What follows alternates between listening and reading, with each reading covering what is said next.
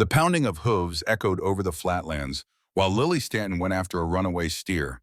Her rope spun over her head, a familiar and perfect circle. Sunlight bounced off her reddish-brown hair as she got closer, her sharp eyes locked on the animal.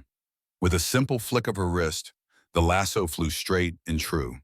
It dropped right over the steer's neck and pulled tight. Lily reined in her horse, which knew just what to do, and brought that big animal to a dead stop. She hollered out to the ranch hands, who were just standing there with their mouths open. "That's how it is done, boys." They had been fighting with that same steer for the better part of an hour. The year was 1875, and out in the dusty parts of eastern Oregon, a woman who could manage the range was still a sight to see. Lily grew up on her daddy's small ranch just outside Oregon City. After he passed on 3 years back, she had to sell off the place to clear his debts. Now at 22 years old, she earned her living by hiring herself out to ranchers who needed an extra hand come roundup time. It was not the future she had pictured, but it put a meal on her plate and gave her a place to sleep most nights. While she was leading the steer back to the corral, she saw a stranger sitting on a fine-looking black horse, just watching her. He was a big fella, sitting tall with broad shoulders under a long coat. The shadow from his hat did not hide the serious look in his eyes as he watched her move. "Miss Stanton," old Mr. Winters, the man who owned the ranch, called out. "Come on over and meet our guest." Lily steered her horse his way, with the steer pulling back behind her. As she got closer, the stranger took off his hat, showing a full head of dark hair and eyes as blue as a summer sky. "Oh, Stanton, this here is Preston Irwin," Mr. Winters said. "He owns that big place up north, the Triple I Ranch." Lily knew of the Triple I. Folks said it was one of the biggest cattle ranches in the whole state, with thousands of acres of good grass. She had never met the owner, though. Most of those big-time ranchers just hired a foreman to do the work, while they stayed comfortable in town.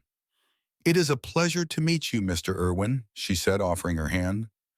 Preston Irwin looked her over for a second before he took her hand in his. His handshake was solid but gentle, and his palm was rough from real work. "The pleasure is all mine, Miss Stanton," he answered, his voice low and warm. "I was watching you work. That was some mighty fine skill you showed out there." "Just doing my job, sir." "She is the best hand I have," Mr. Winters added proudly. "She can rope a steer better than any fella around these parts." Preston Irwin's gaze stayed right on Lily's face. "I can see that." There was something about the way he looked at her that made Lily's face feel warm. She was used to being the odd one out, a woman men either laughed at or treated like a child, but Preston Irwin seemed truly impressed. "I'm looking for good hands for my spring roundup," he told her. "I have about 2,000 head to gather up and brand. My foreman got sick, and I am short on folks who know what they are doing." "Mr. Winters has hired me on through the end of the week," Lily told him. Preston nodded his head. "I understand, but after that," he stopped for a moment, thinking about what to say next. "Miss Stanton, I need you at my ranch. I will pay you double what you usually make." The offer came out of nowhere, and it was so good it made Lily's eyebrows go up. Double, plus a room and now and then food for the whole time the job takes. Mr. Winters let out a little laugh. "You are gonna wish you had not said that, Irwin. This girl is worth every bit of it, but she cost a pretty penny." Preston's eyes crinkled up when he smiled. "Some things are worth paying for, Mr. Winters. What do you say, Miss Stanton? Will you think about my offer?" Lily had to admit she was interested. She had been finding enough work, but the opportunity to make double pay at one of Oregon's biggest ranches was just too good to ignore. "I will be free to work come Monday," she told him. "That is excellent. I will have a wagon come get your things on Sunday afternoon." As Preston Irwin rode off, Lily started to wonder just what she was getting into. A big ranch meant big work, and she had heard tales about the Triple I, tales about how Preston Irwin built it all up from scratch with pure hard work. Some folks said he was a fair man, but a tough boss. Others said he was a hard man in his business dealings. Whatever the real story was, Lily figured she would find out for herself pretty soon. The rest of her week at the Winters Ranch went by in a hurry. Come Sunday, she had her few belongings packed in one trunk and was ready when the wagon from the Triple I showed up. The driver was an older man named Hank. He helped her load the trunk and gave her a hand up to the seat. "Mr. Irwin says you are the best he has ever seen with a rope," Hank said as they got going. Mr. Irwin is being kind, Lily answered. He only saw me catch one steer. Hank just shrugged. The boss does not stretch the truth. If he says you are good, then you are good. The trip to the Triple I took almost 4 hours. As they came over a hill, Lily saw the ranch for the first time. All spread out below. A big, two-story house sat in the middle of other buildings, like bunkhouses and barns. Far off, you could see cattle eating grass on hills that seemed to go on forever, right up to the mountains. Home sweet home, Hank said with a smile. I have been working here for about 15 years now. It is something else, Lily had to say. The boss built most of it with his own two hands. Started with just 50 acres and a big idea, or so the story goes. When they pulled up to the main house, Lily saw Preston Irwin walking down the front steps. He looked more relaxed than before, wearing a simple blue shirt with the sleeves pushed up, showing strong arms that were brown from the sun. Miss Stanton, he said to her, welcome to the Triple I. I hope your ride over was all right. It was fine, thank you. Preston looked at Hank. Take Miss Stanton's trunk to the guest cabin down by the creek. Hank nodded and turned the wagon to go around the house. The guest cabin? Lily asked. I figured I would be in the bunkhouse with the rest of the hands. Preston's face did not change. The bunkhouse has 20 men sleeping in one big room. I thought you might like your own space. Lily had not thought about that. At most ranches she worked, they let her set up a tent or sleep in a supply room. A private cabin felt like a palace. That is very kind of you, Mr. Irwin.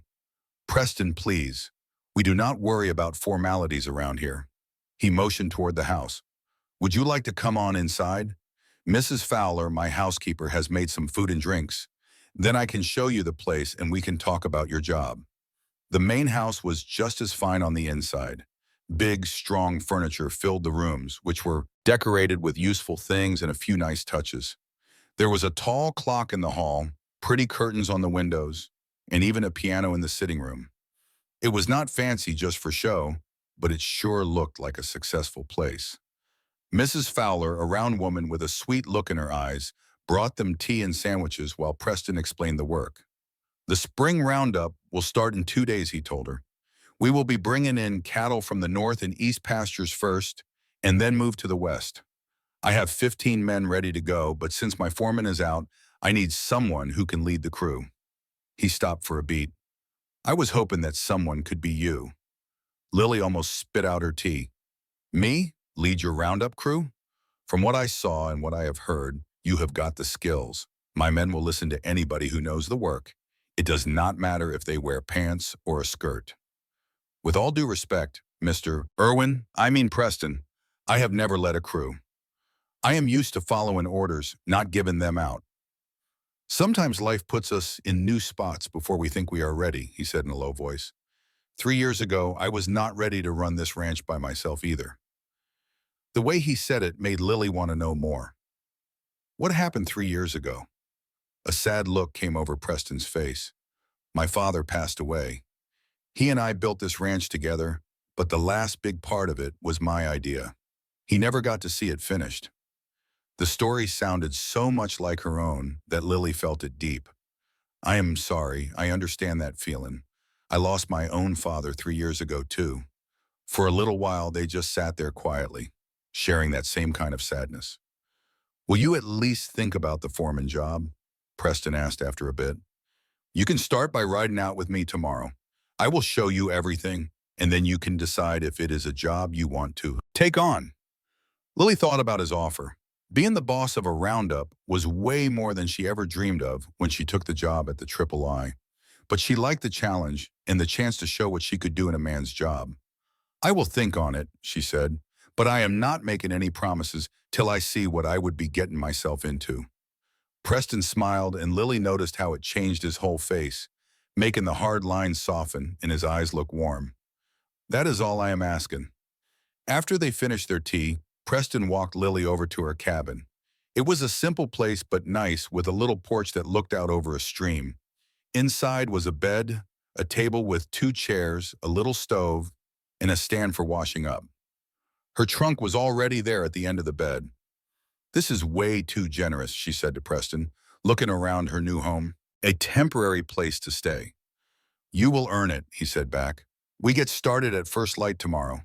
And he was a man of his word.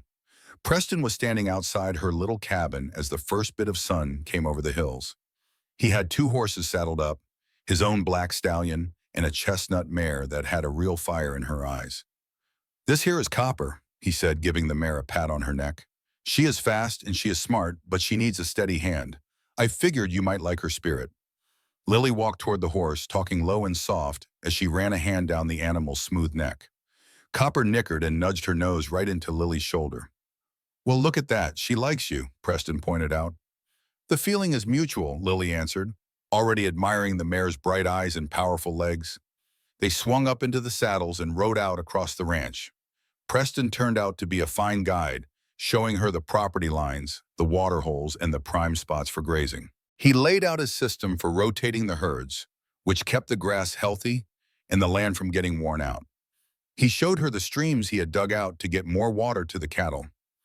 You have surely put a lot of thought into this, Lily said as they stopped on a ridge. Down below them, hundreds of cattle were grazing in the valley. A spread this big does not stay healthy by luck, Preston replied. My father taught me to have respect for the land. If you take care of it, it will take care of you. My own father used to say something like that, Lily said in a quiet voice, though our place was not anything like this. Where was your ranch? Just a ways outside of Oregon City, 20 acres, a small house and about 50 head of cattle. It was not anything special, but it was our home. She let out a sigh. After he passed on, I could not make the mortgage payments. The bank ended up taking it all. Preston's face got hard. Banks have broken more good ranchers than drought and disease put together. Are you speaking from experience? Lily asked, almost guessing the answer. After my father passed, the First National Bank of Oregon City tried to call our loans in early. They claimed they needed to rethink the risk now that I was handling things by myself. His jaw got tight just thinking about it. I had to sell off a good number of our breeding cattle to give them what they wanted. It set us back close to 2 years. Oregon City First National. Was the man at the bank named Douglas Fleming by any chance? Preston looked over at her, surprised. It was, you know him. He is the very same man who foreclosed on our ranch. Lily could not hide the bitter sound in her voice. He did not give me a single chance to find another loan. He just came swooping in like a buzzard the minute the first payment was late.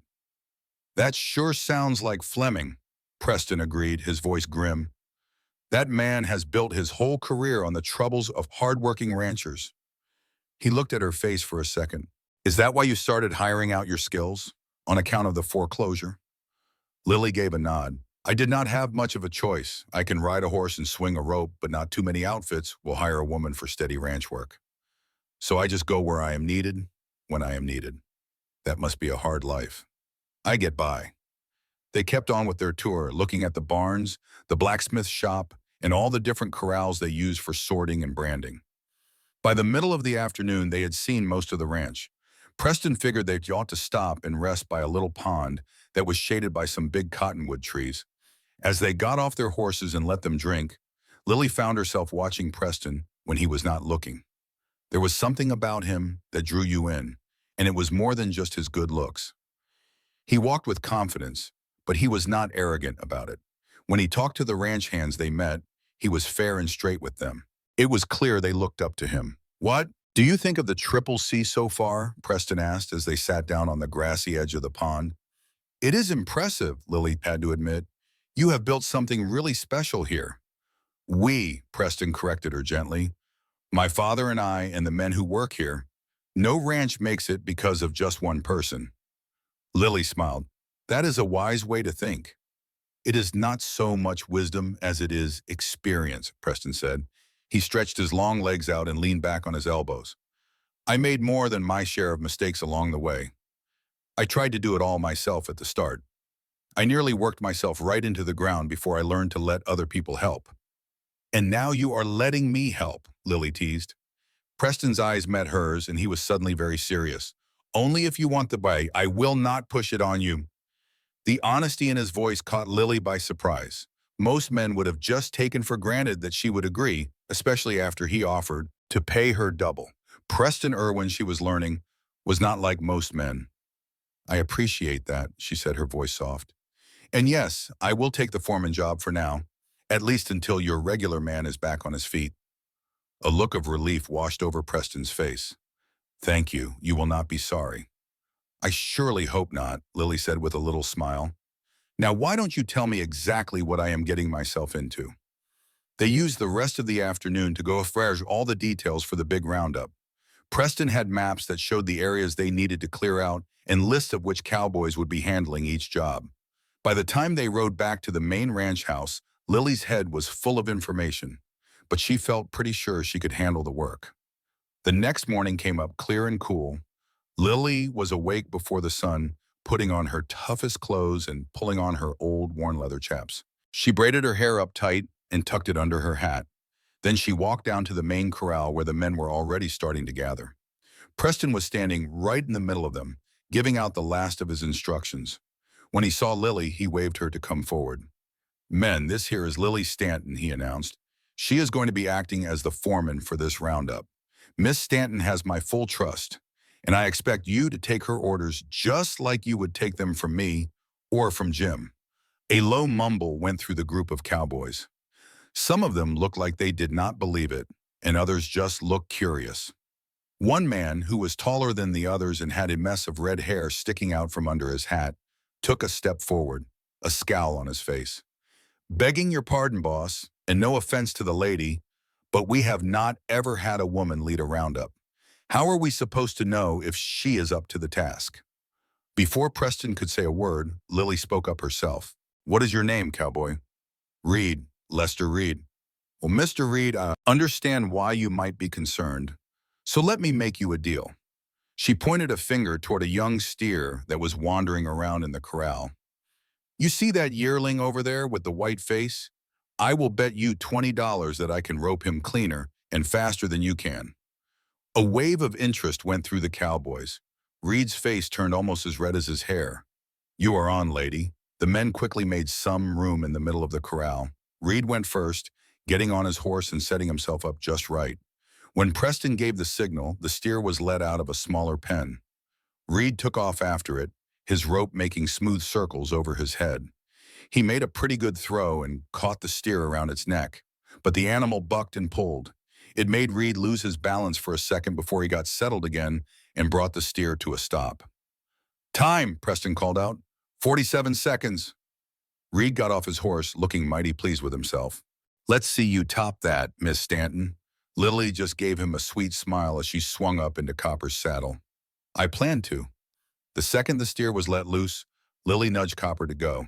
The mare took off like a shot, closing the gap in a powerful gallop.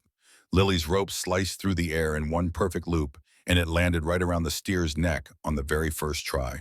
With a quick wrap of the rope around her saddle horn, she brought the steer to a perfect, controlled stop. She barely even moved in her seat. Time, Preston hollered. 32 seconds. The cowboys let out a roar of cheers and whistles. Even Reed looked impressed, even though he had just lost the bet. That was some mighty fine roping, Miss Stanton, he admitted, as he handed her a $20 bill. I reckon you have earned the right to give us orders. Lily took the money and gave him a nod. I appreciate that, Mr. Reed. Now let's get to work. We have got cattle to round up.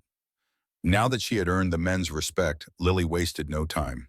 She split them up into teams and gave each group a specific part of the ranch to cover. Preston rode along with the main bunch, heading toward the northern pastures, while Lily took a smaller crew and went east. The work was tough and the air was thick with dust, but Lily found that she was truly enjoying the challenge of being in charge. Her team followed her directions without any trouble. By the time the day was done, they had gathered up more than 300 head of cattle and moved them toward the holding pens close to the main ranch buildings. As they got near the ranch, Lily could see Preston waiting for them at the edge of the property. He rode out to join them. The look on his face was one of approval as he looked over all the cattle they had brought in. That is impressive work for just one day's effort, he said, riding up alongside Lily. Your men know what they are doing, she said, trying to be modest. I just pointed them in the right direction. Do not sell yourself short. Being a leader is not just about telling people what to do. It is about earning their respect and making them want to do their best work. He looked over at her with a small smile. That little show you put on this morning was a smart play. Sometimes you have got to be direct to get your point across. Indeed, Lily laughed, though I am not sure Mr. Reed's pride is going to recover anytime soon. He took it just fine. He paid what he owed without a single complaint. They guided the herd into the holding pens, where the cattle would stay until the branding started the next day. By the time they had everything locked up tight, the sun had set. The men went off to the bunkhouse and Lily started walking toward her cabin. She was tired down to her bones, but felt good about the day's work. "Miss Stanton," Preston called out after her, "would you care to join me for supper up at the main house? Mrs. Fowler always cooks up enough to feed a whole platoon." Lily paused for a moment. She was worn out and covered in dust from the long day. "I sure do appreciate the invitation, but I am in no shape for a proper dinner." Preston just smiled. "Neither am I. Mrs. Fowler is plenty used to feeding dusty ranch hands. Besides, we need to go over the details for tomorrow." When he put it that way, it sounded fair enough. "Let me get cleaned up first. I will be over in a little bit." 20 minutes later, after doing her best to wash off the day's grime, Lily knocked on the front door of the main house. Mrs. Fowler greeted her with a warm smile and led her into the dining room where Preston was already sitting. The table was set plainly but nicely with a good meal of roast beef, potatoes, and fresh-baked bread. An open bottle of wine was sitting next to Preston's glass. "Wine?" he asked as she sat down. "Please." As he poured, Lily saw that Preston had cleaned up too. His hair was still a little damp, and he had put on a clean shirt that made the blue in his eyes stand out. "To a good first day," he said, lifting his glass. Lily touched her glass to his, and to many more after it. They ate in a comfortable silence for a few minutes before Preston spoke up again. "I have been thinking about what you said yesterday about losing your father's ranch." Lily felt a little knot tighten in her stomach. "What about it? Do you miss it? Having a place that was all your own?" The question hit her harder than Preston could have known. "Every single day," she said quietly. "I love that land. My father built that ranch from scratch, same as yours did. Would you want it back, if you could get it?" Lily put her fork down, caught off guard by the question. "Of course I would, but that is impossible. The bank sold it off months ago to some city slicker from Portland." Preston nodded, looking thoughtful. "What if you could build something new? Start over somewhere else? With what money? I have a little saved up, but it is nowhere near enough to buy land, put up a house, and get a herd started. There are other ways to get a ranch than just buying it outright." Lily watched him, a little suspicious. "Just what are you getting at, Mr. Irwin?" "Nothing for certain right now," he said, his face not giving anything away. "Just thinking out loud. And you can call me Preston, remember?" The talk moved on to their plans for the next day, but Lily could not shake the feeling that Preston had more on his mind than he was letting on. By the time she got back to her cabin that night, she was bone-tired and her head was spinning from their conversation. The next 5 days went by in much the same way. Every morning, Lily and Preston would give the men their jobs for the day. During the day, they would split up to cover more territory, then meet back up in the evening to talk about how things went and lay out the plan for the next day. And every night, Preston asked Lily to join him for supper at the main house. The more they worked together, the more Lily found herself feeling a pull toward Preston. He was a fair man, smart, and had a dry wit that snuck up on her when she least expected it. More than once, she found herself just watching him when he was not looking, admiring how he handled his horse, the gentle but sure way he worked the cattle, and the respect he gave his men. On the 6th day of the roundup, everything went wrong. Lily and her crew were moving a bunch of cattle across a narrow gully when a rattler buzzed and spooked one of the lead steers. In a heartbeat, the whole herd went wild, ready to stampede. Lily hollered orders to her men, telling them to get to the sides of the herd to keep the cattle from scattering everywhere. She got herself out front, trying to turn the leaders. As she was getting Copper into place, the horse stepped right into a prairie dog hole. Horse and rider went down in a heap. Lily hit the ground so hard it knocked the air clean out of her. Through a blur of pain, she saw the cattle charging straight for her. She tried to roll clear, but when she moved, her left leg shot through with a white-hot pain. All of a sudden, a big black horse cut in between her and the charging cattle. Preston. He worked his horse in fast, tight circles, firing his pistol in the air to turn the lead steers.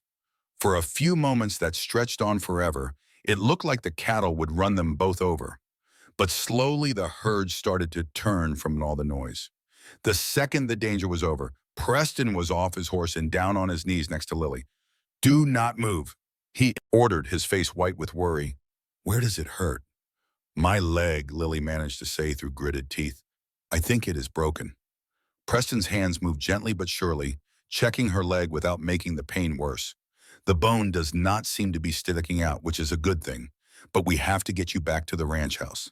He gently scooped her up in his arms and lifted her onto his horse, then got on behind her, with one arm wrapped tight around her waist. He led the stallion toward home at a slow walk so as not to shake her injury too much. Lily was painfully aware of how solid he felt behind her, the strength in the arm holding her in place, the warmth of his chest pressed against her back. Even with all the pain, she felt surprisingly safe. "Copper," she asked, her voice weak. "Reed is bringing her back. She looks like she just got a few scrapes." "Thank goodness." Lily shut her eyes, fighting against the waves of sickness as the pain got worse. "The cattle are handled. Stop worrying about everything else and just try to stay awake."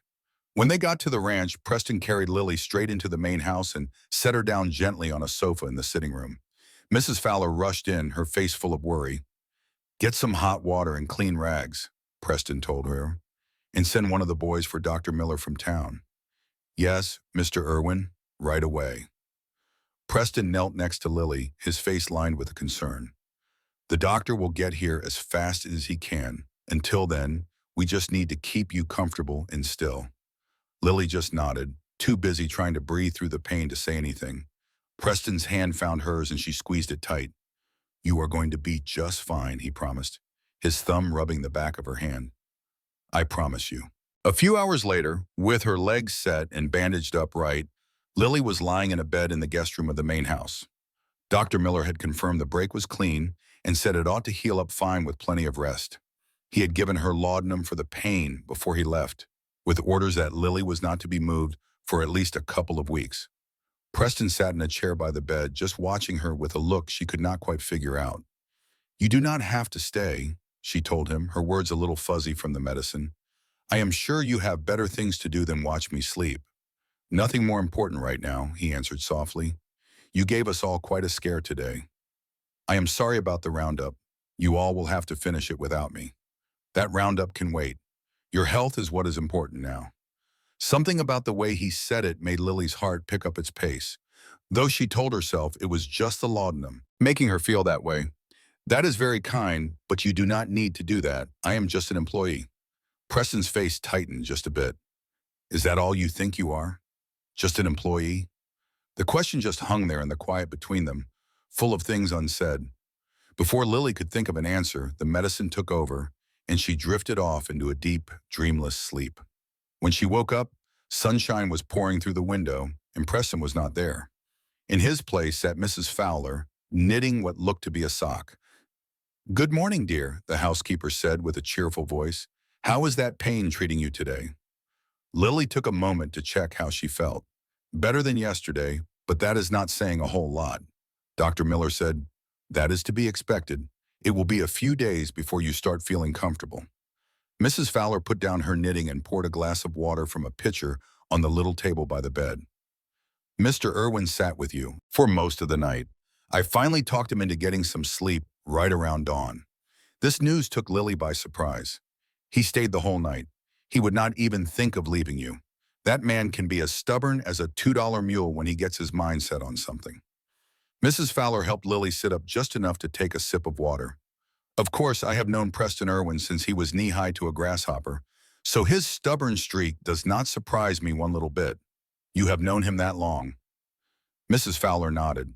"I worked for his folks when they first came to settle this land. Helped raise that boy after his mama passed on when he was just 10. Her eyes got a faraway look in them. He was such a serious little fella, always trying to be the man of the house for his daddy's sake. He never really took the time to just be a boy." Lily tried to picture Preston as a quiet little boy carrying the weight of the world on his shoulders. It was not hard to imagine. Even now, he had a certain reserved way about him, like he kept a part of himself locked away from everyone. What was his father like? She asked, truly wanting to know. Harrison Irwin was a good man, a hard worker, fair, but not one to show his feelings much. Mrs. Fowler let out a little sigh. He loved his son something fierce, but did not often let it show.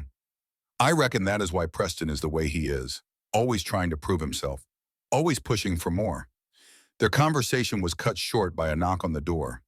Preston walked in, looking more rested than Lily thought he would after she heard he had been up most of the night. "You are awake," he said, and she could hear the relief in his voice. "How are you feeling?" "Like I got in a fight with a boulder and the boulder won," Lily answered with a small, wry smile. Preston's mouth twitched into a smile of his own.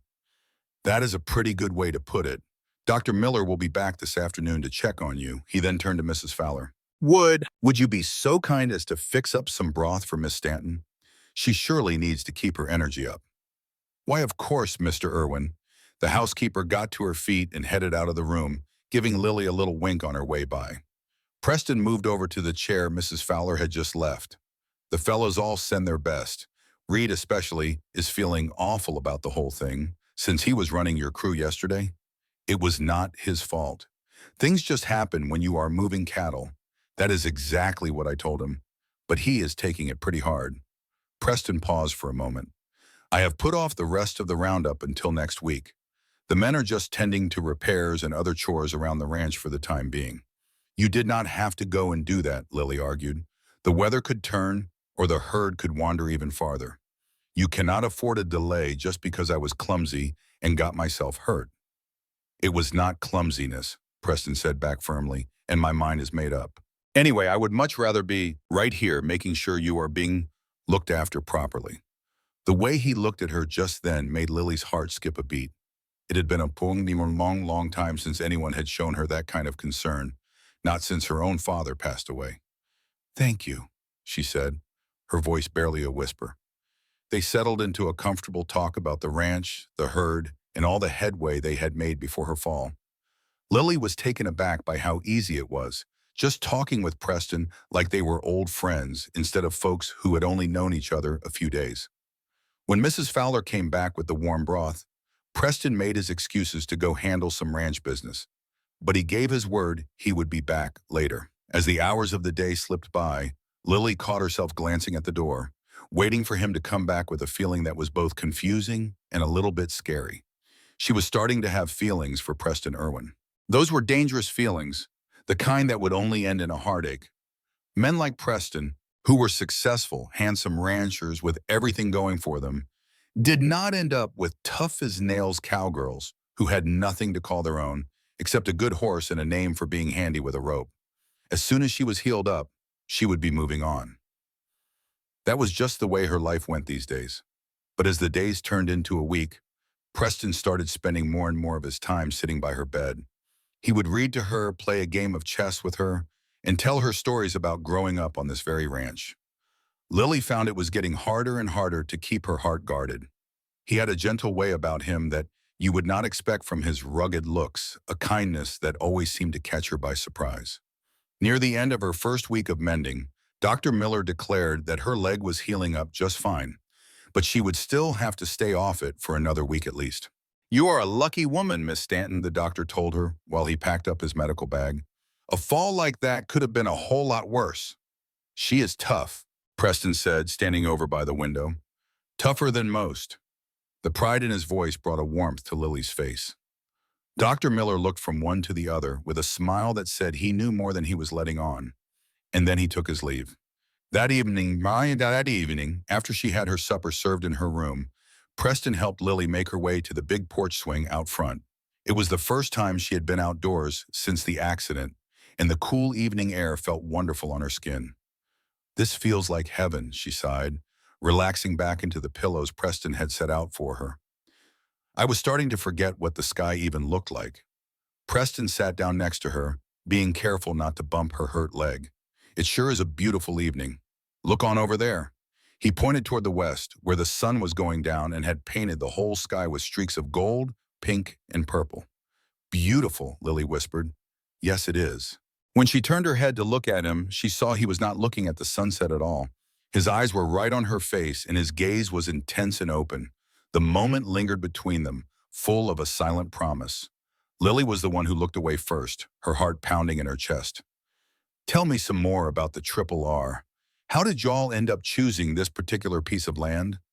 If Preston picked up on her changing the subject on purpose, he did not say a word about it.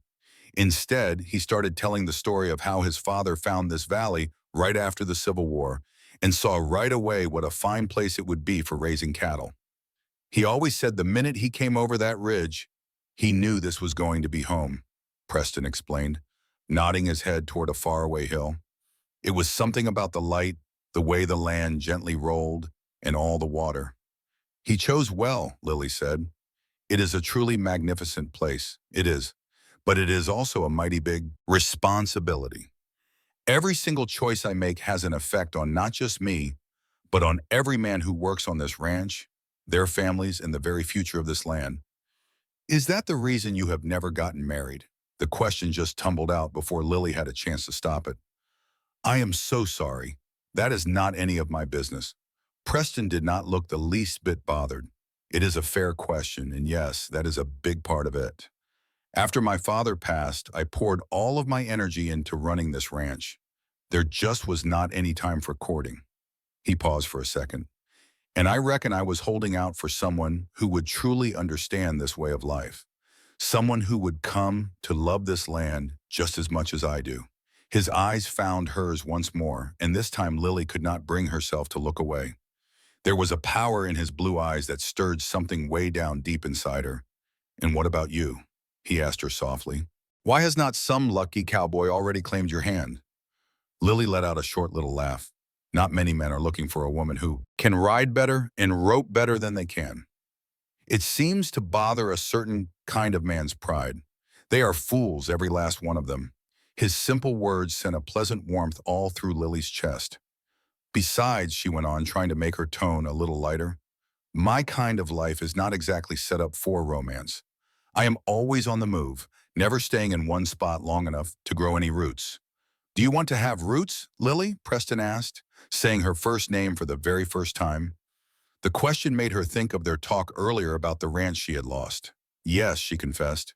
Someday I do, when I have finally saved up enough to start all over again. Preston nodded and his face was full of thought. I surely hope you get that chance. They sat there without a word as the sky turned dark and the stars began to pop out one by one.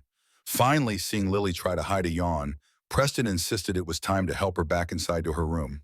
At her doorway, he stopped for a moment. Lily, there is something I have been meaning to tell you. Her heart began to beat a little faster at the serious sound of his voice. Yes? But before he could say another word, they were interrupted by Hank showing up. He needed Preston right away to look at a problem with one of the horses. We will finish this talk tomorrow, Preston promised, giving her hand a gentle squeeze before he turned to follow Hank toward the barns. Lily stayed awake late into the night, wondering what in the world Preston had wanted to say and why it seemed like it was so very important to him. By the time she finally fell asleep, she had dreamed up a dozen different things he might have said, and each one seemed more unbelievable than the one before it.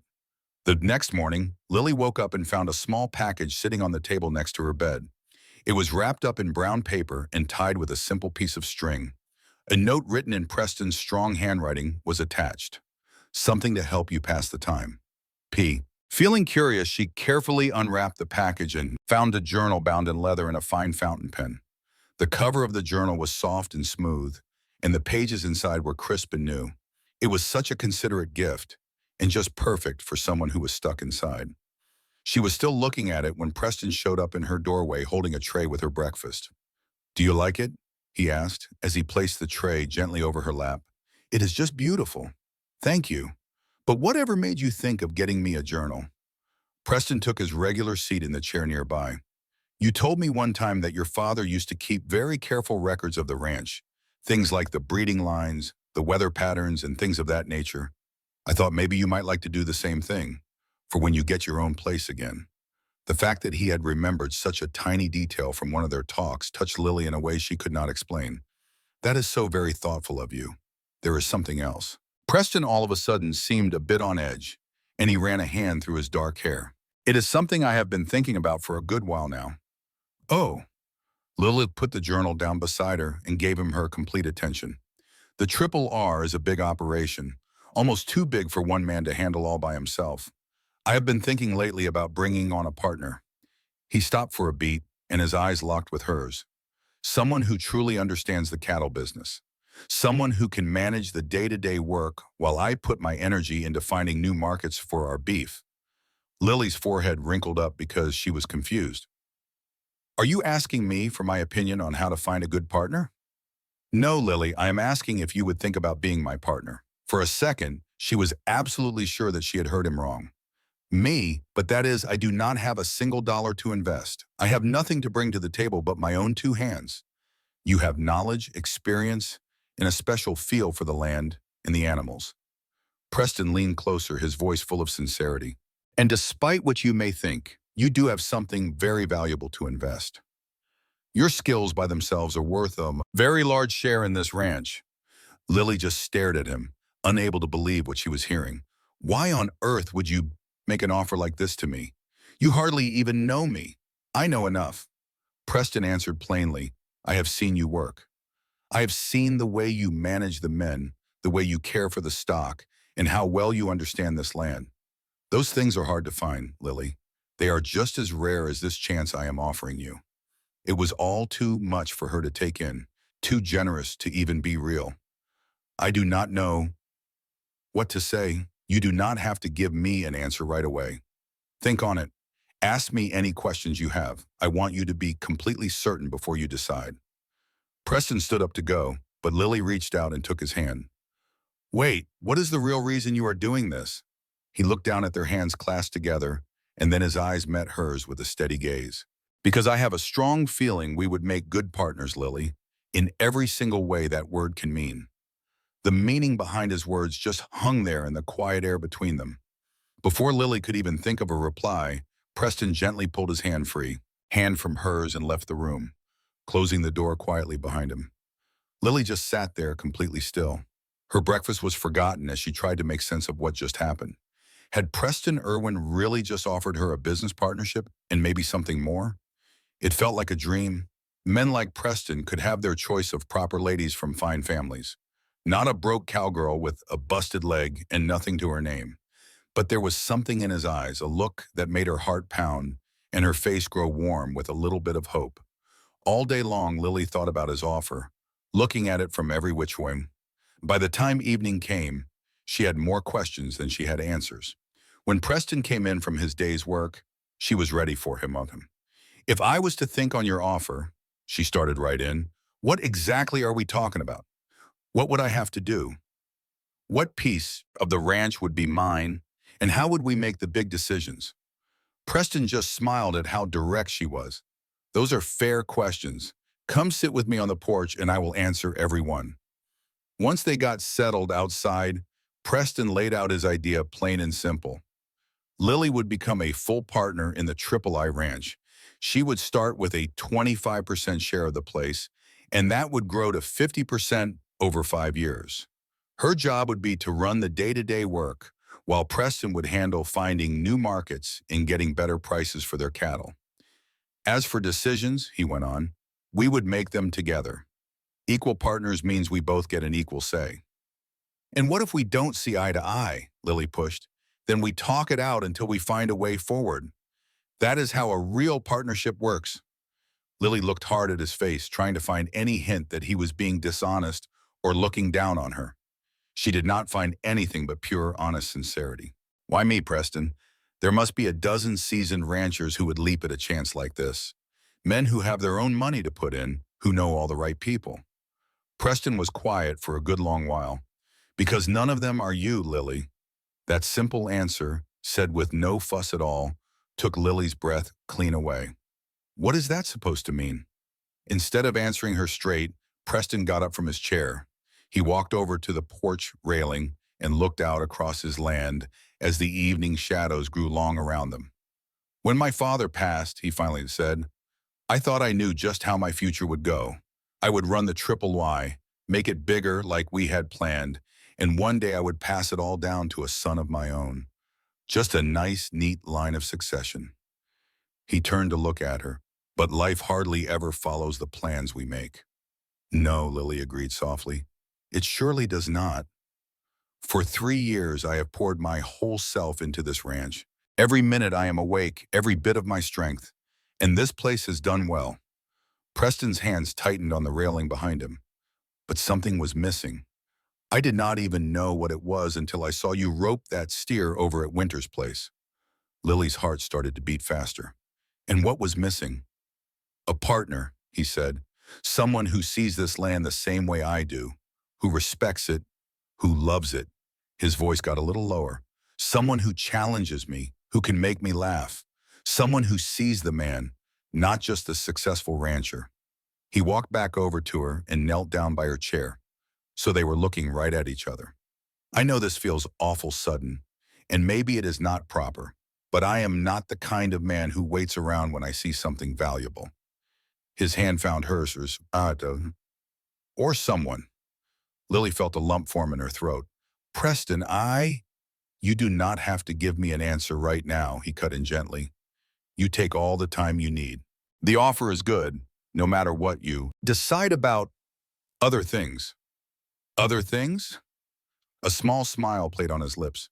My personal feelings for you are a separate deal from the business one, Lily. Even if you do not feel the same way, the partnership offer is still on the table. She had never met a man so direct, so honest. It was exciting and scary all at once. And if I do feel the same way?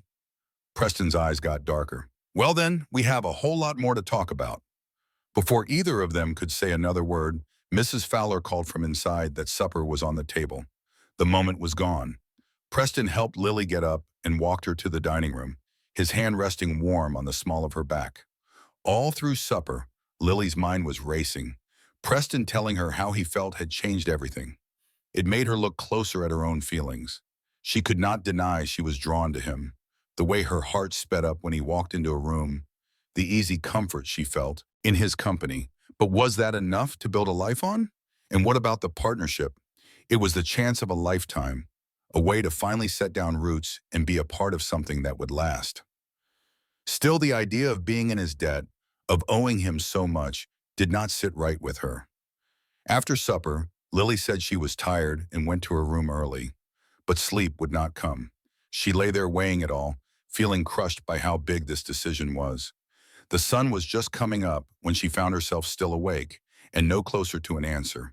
With a stubbornness that came from pure frustration, she carefully swung her legs over the side of the bed.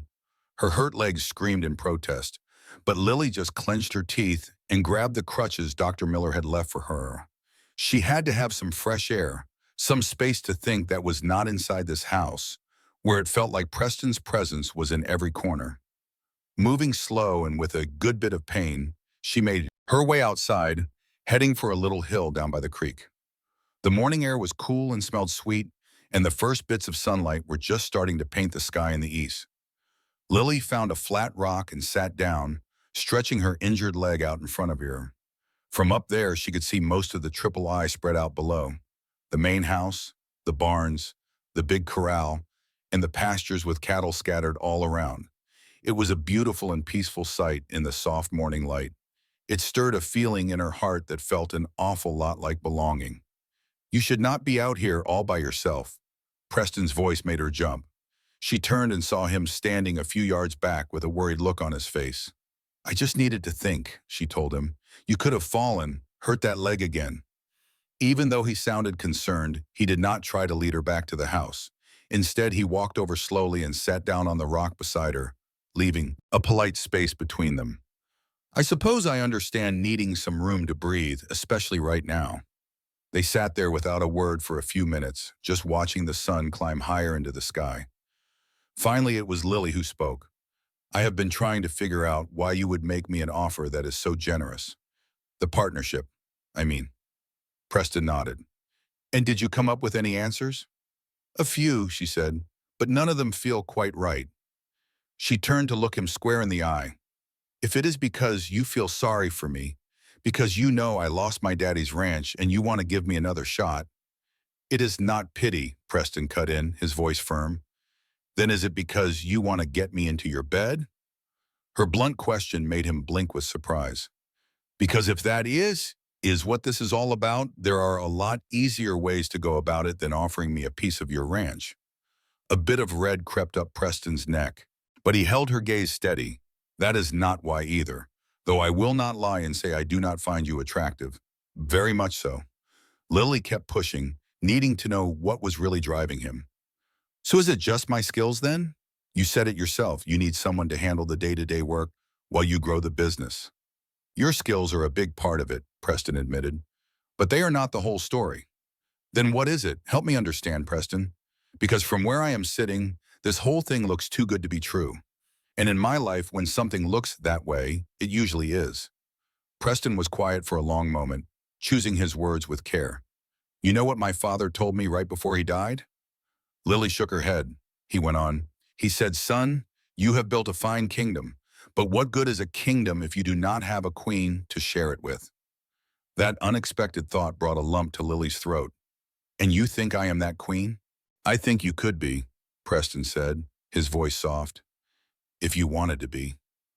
You hardly even know me. I know enough. His hand covered hers on the rock between them. I know you are strong and smart, and you know what you are doing. I know you love this land as much as I do.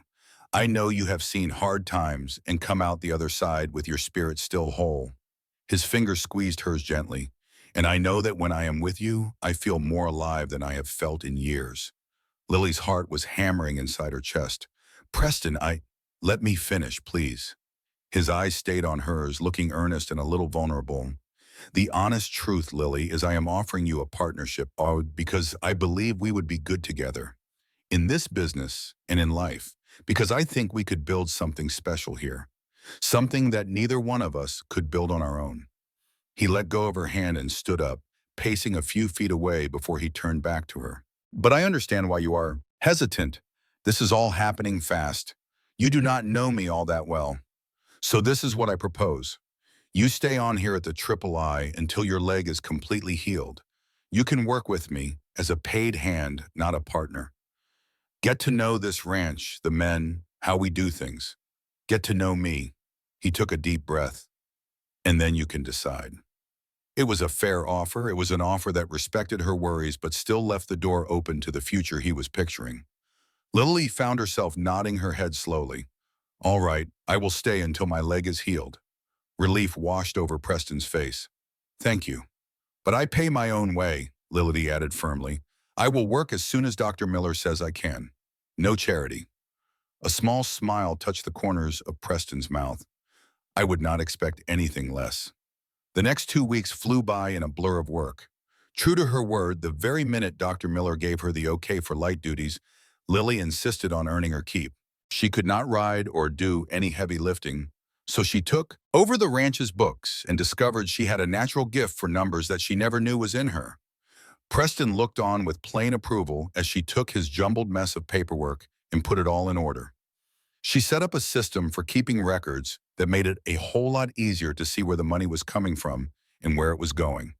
You are a woman full of surprises, Lily Stanton, he said one evening while they looked over the numbers for the quarter. Just practical ones, she answered with a humble smile. Do not ever sell practicality short. Hopes and dreams are important, but it is practical sense that keeps a ranch running from one day to the next. Their work together fell into a comfortable pattern. Mornings were for the account books and letters. In the afternoons, they would often talk about the different parts of running the ranch. And Preston truly valued what Lily had to say on everything from choosing which cattle to breed to how to rotate the grazing pastures. The evenings were for talking, playing chess, or just reading near the fireplace.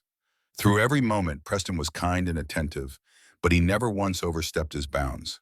He plainly enjoyed having Lily around, but he kept a respectful space between them, giving her the freedom to decide on their future without any pressure. As Lily's leg mended and she could get around better, she started to venture out and see more of the ranch. On one clear, cool morning, she put a saddle on Copper for the first time since she got hurt and rode out to the eastern pasture, right where the accident happened. She had not mentioned her plan to Preston, feeling like this was a ghost she needed to face by herself. The ravine did not look so scary in the bright morning light. It seemed smaller, more ordinary. Lily got down from her horse with care and stood at the edge, thinking back to the wildness of that day. I had a feeling I might find you here. Preston's voice did not surprise her this time. On some level, she knew he would come looking for her. I had to see it again, she told him as he came to stand beside her at the ravine's edge, to make my peace with it. Something like that. Preston looked at her face for a long moment. And did you? Lily gave a slow nod. It was just a fall. It could have happened to anybody, but it happened to you. Preston's voice was low and serious. And I have thanked God every single day since that you were not killed. The pure, raw feeling in his voice touched a place deep inside of Lily. Without even thinking, she reached out for his hand, her fingers weaving into his. I am still here, she said in a soft voice. Yes, you are. His eyes locked with hers, and they were so full of feeling it made her breath catch in her throat. Lily, he stopped talking as they heard the sound of horses getting closer. A second later, Hank and Reed came up over the hill, stopping their horses suddenly when they saw the boss and Lily standing there, holding hands by the ravine. Sorry to bother you, boss, Hank said, giving a polite tip of his hat to Lily. But we have got a situation back at the ranch, and it needs you. Preston let go of Lily's hand, and it was clear he did not want to. What kind of situation? Some visitors from Oregon City. They say they are from the bank. A dark look fell over Preston's face. Fleming? Hank nodded, his own face looking grim. And two other fellas. They have been at the house for nearly an hour. Mrs. Fowler is keeping them busy with coffee and the like. But they are starting to get antsy. Preston's jaw grew tight. You tell them I will be there in a little while. As Hank and Reed rode away, he looked back at Lily. I am sorry about this. I have to go deal with it. Of course, is everything okay? It is probably just some routine business, but the tightness in his shoulders told a different story. Will you ride back with me? They rode back to the ranch at a good clip. As they got near the main house, Lily spotted three men dressed in city suits standing on the porch. The oldest one, a heavy-set man with a flushed, ruddy face, was without a doubt Douglas Fleming, the same banker who had taken her father's ranch away. Preston swung down from his horse first, then turned to help Lily down from Copper. His hand stayed on her waist for a heartbeat longer than it needed to, as if he did not want to face these men without her by his side. Wait here, he said quietly. This should not take too long. Lily nodded and went to stand with Hank and Reed while Preston walked up to the porch. Mr. Fleming, he said to the banker, his voice cool as a winter morning. What brings you all the way out to my property? Fleming's smile was thin and did not have any warmth. Mr. Irwin, thank you for deciding to join us. I was starting to think you were avoiding me. Just taking care of ranch business. I am sure you can understand. Cattle do not keep bankers' hours. The sharp edge in Preston's voice made Lily feel a knot of worry in her stomach. Something was very wrong. Fleming introduced the two men with him, another banker and a lawyer, both from out of Oregon City. Should we take this discussion inside? It is a rather sensitive subject. Anything you need to say to me, you can say right here in the open, Preston answered, his voice firm. The banker's smile got even tighter. As you wish. We are here about that loan extension you asked for. I am afraid the bank has decided to turn down your application. Preston's face did not show a thing, but Lily saw his shoulders pull tight. On what grounds? The III is making more money than ever. The books are in perfect order, and I have never once been late on a payment. That is true, but we have some worries about the plans for expansion you laid out. They seem a bit too grand for a ranch of your size. A ranch of my size. Preston's voice had dropped to a dangerous whisper. The III is the biggest cattle outfit in this whole part of the state. Our plans for expansion are well within our means. Fleming just shrugged his shoulders. That may be, but the bank has made its decision. The loan you have now has to be paid back on the original timeline. The first of the higher payments is due in 30 days. Lily saw the blood drain from Preston's face. Whatever this was, it was bad. That is impossible, and you know it, Preston said, his words tight through his teeth. The big cattle sales in the fall are still months off. Where do you expect me to get that kind of money on such short notice? That is not really the bank's problem, is it, Mr. Irwin? Fleming's smug look made Lily's blood begin to boil. Maybe you should think about selling off some of your land or finding money somewhere else. The hidden meaning was perfectly clear. Fleming was counting on Preston to fail. He wanted him to fail. You are doing the same thing to him that you did to my father, Lily said, stepping forward before she could even think to stop. Every head turned to look at her. A slow flicker of recognition came into Fleming's beady eyes. Well now, if it is not Miss Stanton, Charles Stanton's daughter, right? His smile was as cold as a stone. How very interesting to find you out here. I had heard you were forced to hire out your services to the local ranchers. The ugly suggestion in his words hung in the air.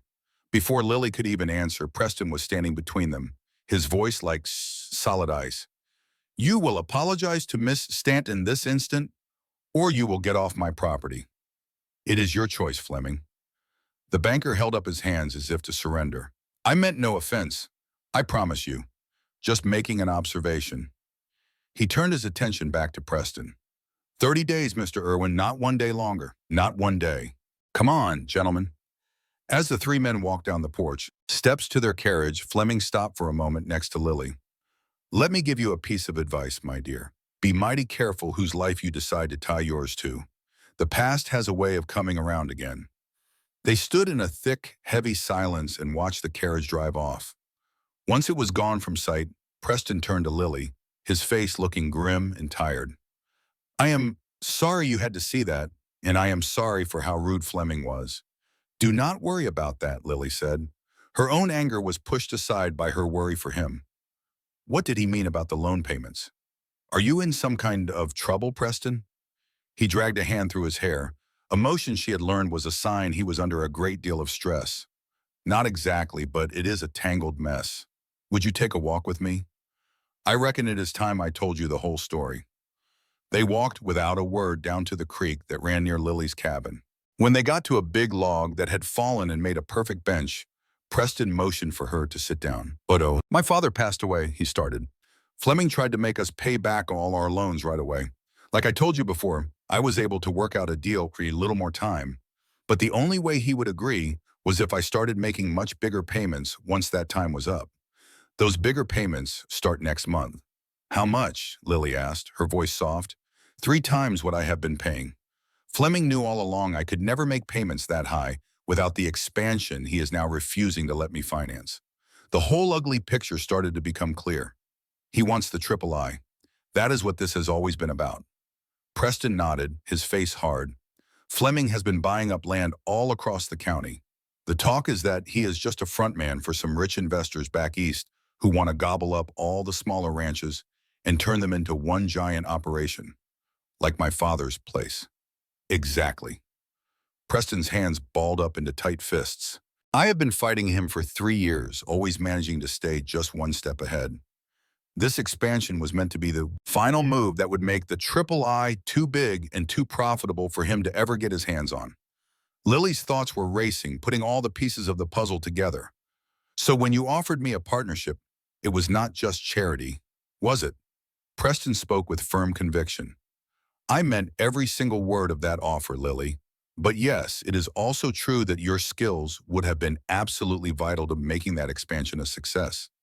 She stood up suddenly, feeling like she needed some room to breathe, to think. Why did you not tell me this from the very beginning? Why did you let me think the triple I was safe when it has been in danger this whole time? Preston got to his feet to face her, because I did not want your decision to be clouded by my troubles with Fleming.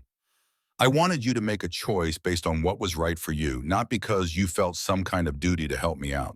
His complete honesty caught her off guard, but Lily still felt the sharp sting of being left in the dark. What happens now? If you cannot make the new payments? I have a few options, Preston said, but his voice did not sound very confident. I suppose I could knock on a few other bank doors, but Fleming has his hooks in most of them.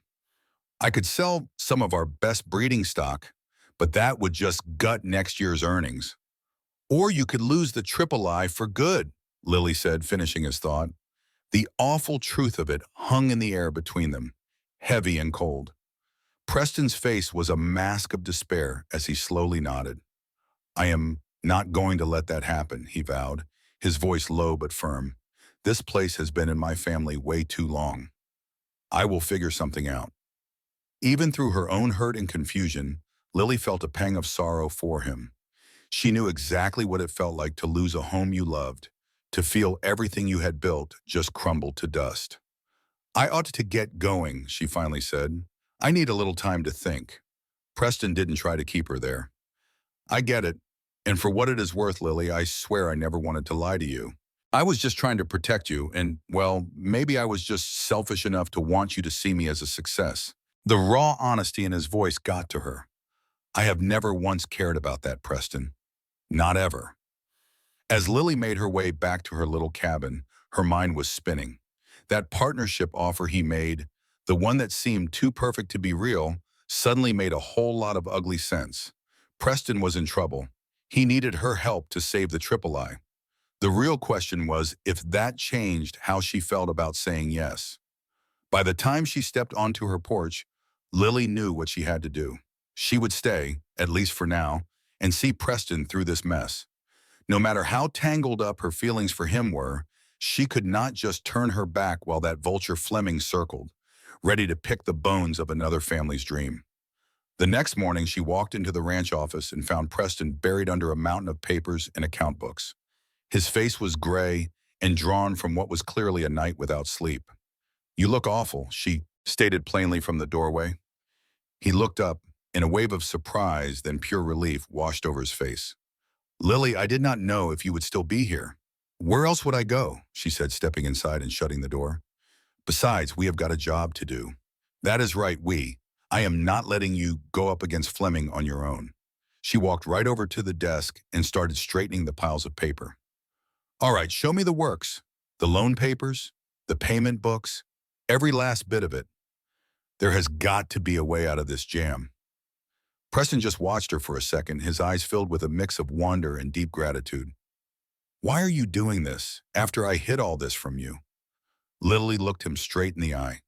"Because I know what it feels like to have it all ripped away, Preston.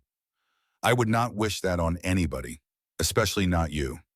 She paused, then added in a softer voice, "And maybe because I have started to care about you more than I probably should." The confession just hung there, in the quiet room, seeming to change everything and nothing. Preston reached his hand across the desk and covered hers. "Lily Stanton, you are the most amazing woman I have ever had the good fortune to know." For the next few days, they worked from sunup to sundown, going over every single dollar that came in and out of the Triple I. Lily, it turned out, had a real knack for numbers, finding ways to trim costs and boost income that Preston had never seen. "If we sell off the South Quarter," she proposed on the third day, tapping a spot on a map laid across the desk, "that would bring in enough money to make the next 2 months of these higher payments. It would buy us some breathing room to figure out a real plan." Preston scowled. "That piece of land has been part of the Triple I since my father's day." "I know," she said gently, "but it is the patch that gives us the least, and it is the farthest out. If something has to go, that is the piece that makes the most sense." He gave a slow, reluctant nod. "You are right, I will get the papers drawn up." As they kept working side by side, the old awkwardness between them turned into something solid, a real partnership built on respect and a common goal. Preston truly listened to Lily's ideas and put her plans into action. In return, Lily began to see the dreamer in Preston and his deep, unshakable love for the ranch. Underneath all the work, the quiet feelings between them kept growing, even though neither of them said a word about it. There were small moments, like their fingers brushing when they passed a ledger, a shared smile when they found a small win, or quiet talks that went on late into the night, that spoke of the bond forming between them.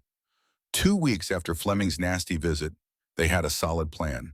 The southern parcel was going to a neighbor who had been wanting it for ages. A few of the less promising cattle would be sold off early. By watching every penny and making a few other smart plays, they could handle the new payments for 6 months. That was enough time to find a new bank or work out a better deal. "It is not a forever fix," Lily warned him, as they looked over the final figures. "But it buys us time." "Us," Preston echoed, his voice quiet. "You keep on saying that, us." Lily glanced up from the book, just then realizing what she had been saying. "Just a habit, I guess. Is that all it is?" Preston put his pen down and walked around the big desk to where she sat. "Lily, these past couple of weeks, working with you, making plans with you, it has felt like the most natural thing. like we have been partners our whole lives. Her heart started beating a little faster at the seriousness in his eyes. Preston, that offer I made is still good, he said softly. Full partnership at the triple I, but I find myself wanting to ask for a whole lot more now. He took both of her hands and gently pulled her to her feet. I am asking you to think about a whole different kind of partnership, one that lasts a lifetime. Lily's breath hitched in her throat as she understood. Are you asking me to marry you, Preston Irwin? Probably not very gracefully, but yes, I am. His grip on her hands tightened. I love you, Lily Stanton. I think I have loved you from the second I saw you rope that steer back at Winter's place. You are everything I never even knew I was searching for. You are strong, you are smart, and you are beautiful from the inside out. Tears welled up in Lily's eyes, her emotions getting the best of her. Preston, I... A sudden racket from outside cut her off. There were raised voices and the sound of boots hitting the dirt hard. Preston let go of her hands with a frustrated sigh. I'd better go see what that is about, he said. But you and me, we are not finished talking. They rushed out the door to see the ranch hands all clustered around a man who had just ridden in, his horse lathered and breathing hard. What in the world is going on? Preston called out. The rider, a hand who had been out checking the west pastures, swung down from his horse with a grim look. Fire, boss! Lightning must have struck out in the northwest corner, and this wind is pushing it along something fierce. The color drained from Preston's face. How bad is it? Bad enough. It has already jumped the creek over by the Larson place, and it is headed straight for us. Preston did not waste a second. He started barking out orders. He sent men to grab shovels and axes, to fill water barrels, anything to fight the blaze. He sent others to start moving their herds away from the fire's path. Lily, he said, turning to her with a worried look, I need you to stay here at the house. Be our command post. Keep track of where all the men are, what supplies we have. She nodded, knowing he was right, even though a piece of her wanted to ride out there with them. Just be careful, Preston. Always am. He brushed his hand against hers for just a moment before he swung up onto his stallion. He rode off, leading a charge of ranch hands toward the dark column of smoke that was now easy to see against the horizon. For the next few hours, Lily was a whirlwind of activity. She organized supplies, passed messages between the different crews fighting the fire, and made sure food and water got out to the men on the line. The reports that came back were not good. The fire was moving quicker than anyone thought, fed by the dry grass and whipping winds. When night came, the whole western sky glowed a terrifying orange. Lily stood on the porch of the main house, her eyes straining in the darkness for any sign of riders coming home. When Preston finally rode in, his face and clothes were black with soot, and he looked so tired it seemed a strong breeze could knock him over. She ran to him. How bad is it? She asked, helping him off his horse. We lost the whole northwest pasture, he said, his voice raspy and grim. About 200 acres are gone. We lost some cattle too, but we got most of them moved in time. We managed to dig a fire break along the ridge, but if this wind shifts, he did not need to finish the sentence. You have to get some rest, Lily told him, seeing him sway on his feet. Just for an hour. You are no help to anybody if you pass out. Preston did not even try to argue, which showed just how bone-tired he really was. Lily took him inside, where Mrs. Fowler had a simple meal ready for the men. After he ate and scrubbed off the worst of the grime, Preston collapsed onto the sofa in his office, promising he would only rest an hour before heading back out. He was sound asleep in seconds.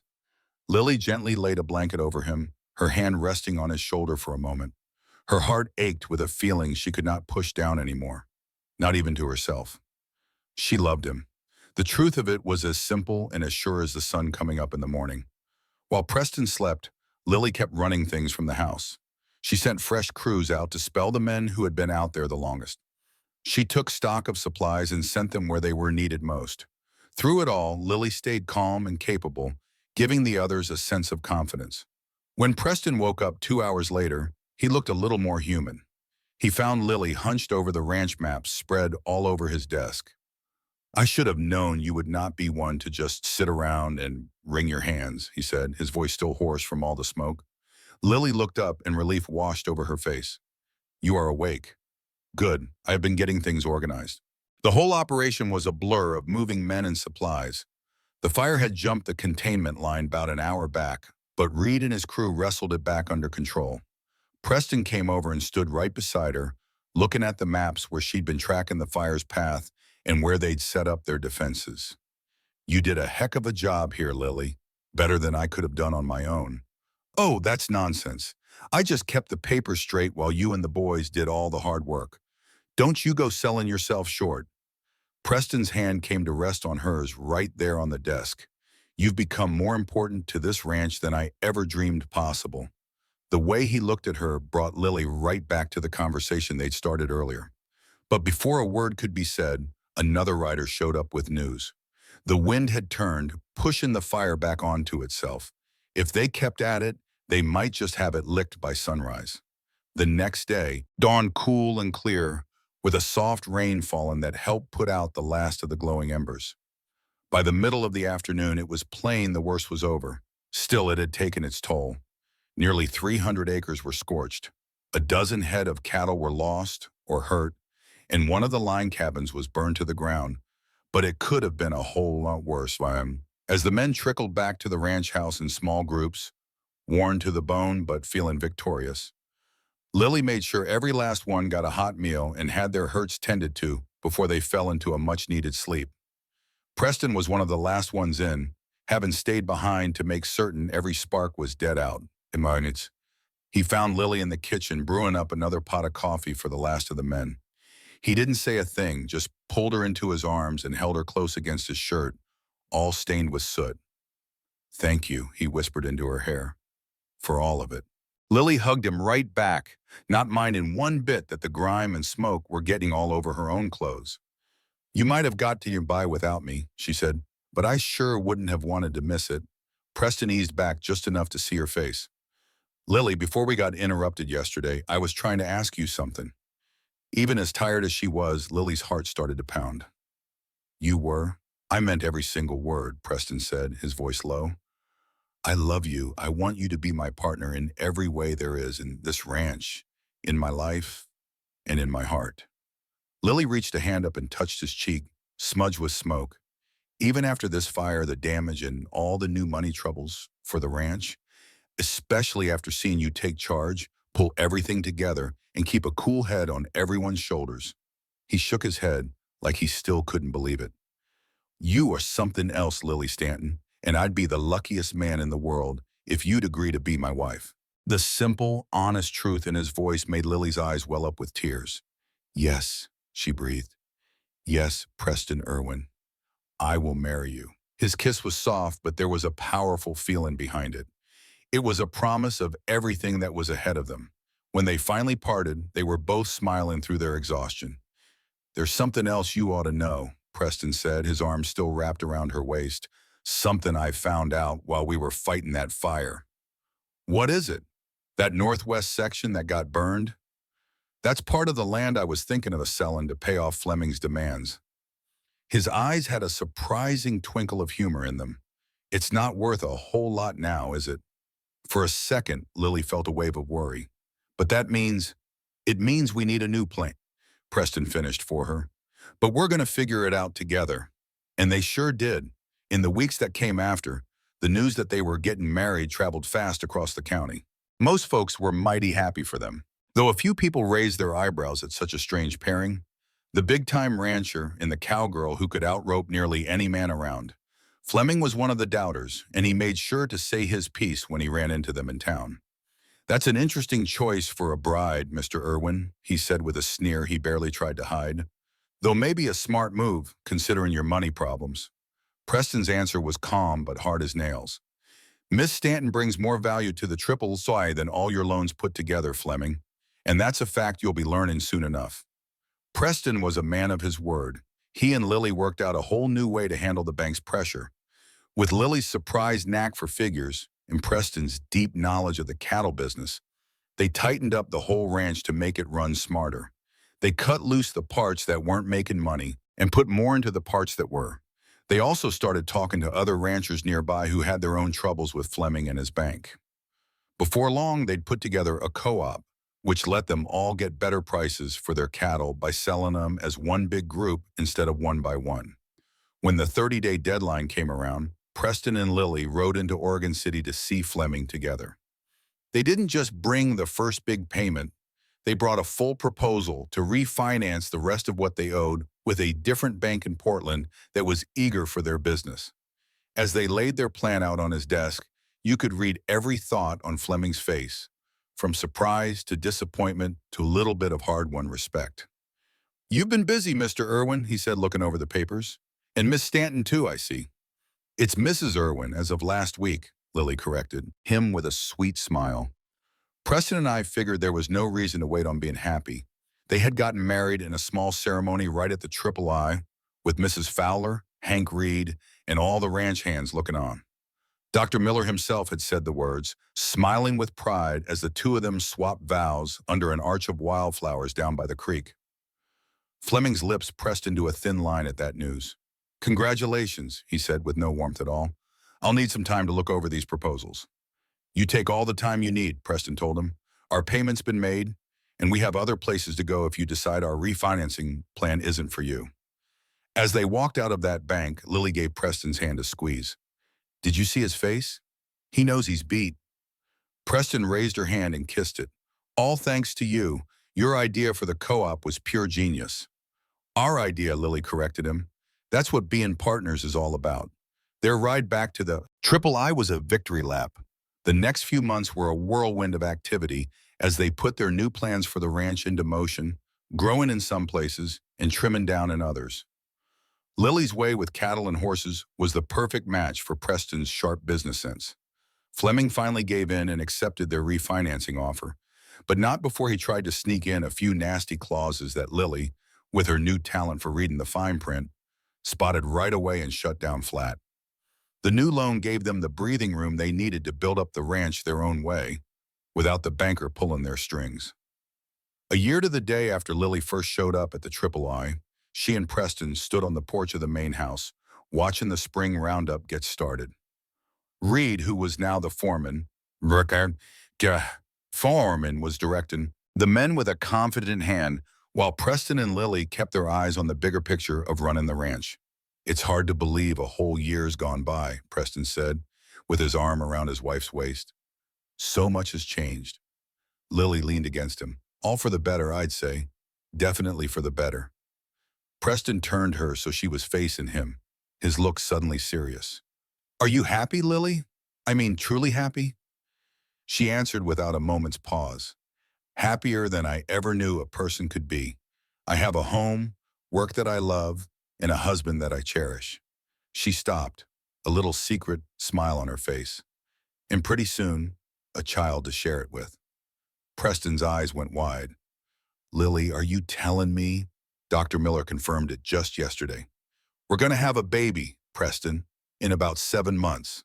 The pure joy that lit up his face was all the answer she needed. But he picked her up off her feet in a whoop of a hug anyway, spinning her around once before setting her gently back on her feet.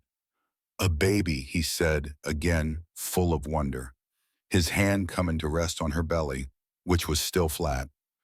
"Our baby. The future of the Triple I," Lily said softly. "The future of us," Preston corrected her, pulling her in for a kiss that promised a whole lifetime of being partners, in the ranch and in love. In the years that followed, the Triple I did better than ever, with them running the place side by side.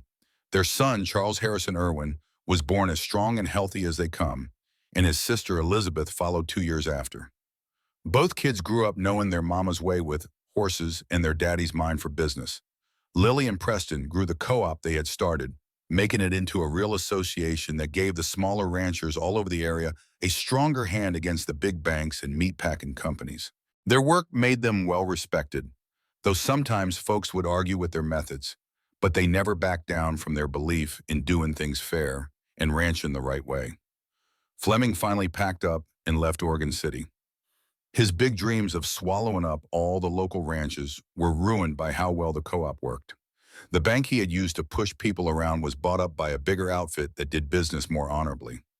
On the 10th anniversary of their wedding day, Preston gave Lily a surprise, a deed. It was the title to her father's original ranch near Oregon City, which he had gone and bought quietly from the folks who owned it. I know I can't give you back what was taken from you, he told her, as she just stared at the paper, unable to believe her eyes. But I was thinking maybe we could use it as a second location. Maybe for Charles. I would hope you would run it one day, darling, or Elizabeth. Lily's eyes started to well up, and she wrapped her arms tight around her husband. You stubborn, incredible man. How in the world did you pull this off? Preston just grinned. Well, I learned from the best when it comes to striking a deal. A certain woman showed me that if you have enough grit and know-how, there is not much you cannot do. This woman sounds mighty familiar, Lily said with a little laugh. She ought to. She is the same one who could outrope any cowboy I ever laid eyes on. Preston drew her in even closer. The woman who became my partner, then my wife, the one who gave me our children, and the soul I love more than life itself. And to think, Lily whispered against his chest, this whole thing started just because you needed a hand on your ranch. No, Preston said softly, tilting her chin up so their eyes met. It all started because I needed you, the ranch. That was just my best excuse. Together, they walked toward their home, hand in hand. They walked back to the house they built together, to the family they raised, and toward the future they were still building, one day at a time. They were true partners in everything. Their life was held together by a deep love, a solid respect for each other, and the same dream of what a good life looked like out on the plains.